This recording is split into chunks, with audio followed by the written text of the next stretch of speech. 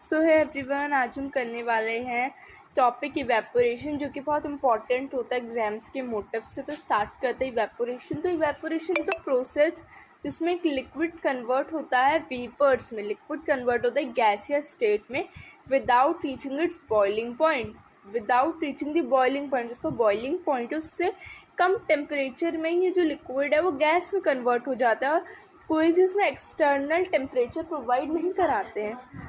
और साथ ही इवेपोरेशन हमेशा कूलिंग कॉज करता है। अभी हम पढ़ेंगे कूलिंग कैसे कॉज करता है, पर हमेशा याद रखना इवेपोरेशन हमेशा कूलिंग कॉज करता है, और ये बहुत स्लो प्रोसेस होती है। और साथ ही साथ सरफेस एरिया वाली प्रोसेस होती है, सरफेस टू सरफेस प्रोसेस होती है। तो अब फैक्टर्स इफेक्टिंग इवेपोरेशन, ऐसे फैक्टर जो इवेपोरेशन को इफेक्ट करते हैं। सबसे पहला है सरफेस एरिया। सरफेस एरिया देखो, जैसे आप देखोगे कभी भी जब हम कपड़े हैंग करते हैं सुखाने के लिए, हम उन्हें हमेशा स्प्रेड करके करते हैं। क्यों? ताकि सरफेस एरिया बढ़े, तो इवेपोरेशन का रेट बढ़े, और ताकि क्या हो, जल्दी कपड़े सूख जाए। Next is temperature. टेम्परेचर क्या होता है, जितना ज़्यादा टेम्परेचर होगा उतना क्या होगा, इवेपोरेशन का रेट बढ़ता है। जैसे समर डेज में आप देखो कपड़े जल्दी सूख जाते हैं। ह्यूमिडिटी देखो, जितनी ज़्यादा ह्यूमिडिटी ना उतना कम इवेपोरेशन है। ये कपड़े सूखने में टाइम लगता है, क्योंकि इन्वायरमेंट पहले से ही मॉइस्चर है, तो क्या होगा कि टाइम लगेगा। इवेपोरेशन क्या होगा, इससे डिक्रीज़ होता है।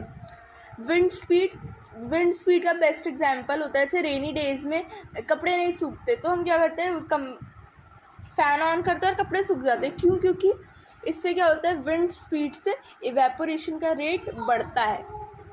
How does evaporation causes cooling, ये बहुत इंपॉर्टेंट टॉपिक है।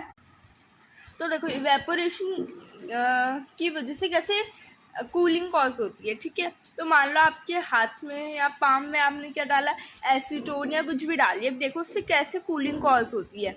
जैसे आपने डाला, जो पार्टिकल्स वो चार्ज हो जाते हैं इन्वायरमेंट से और आपके पाम से। जैसे ही चार्ज हुए उनमें काइनेटिक एनर्जी आ गई, और क्या होगा, उनमें डिफ्यूजन हो गया, वो डिफ्यूज़ हो गए।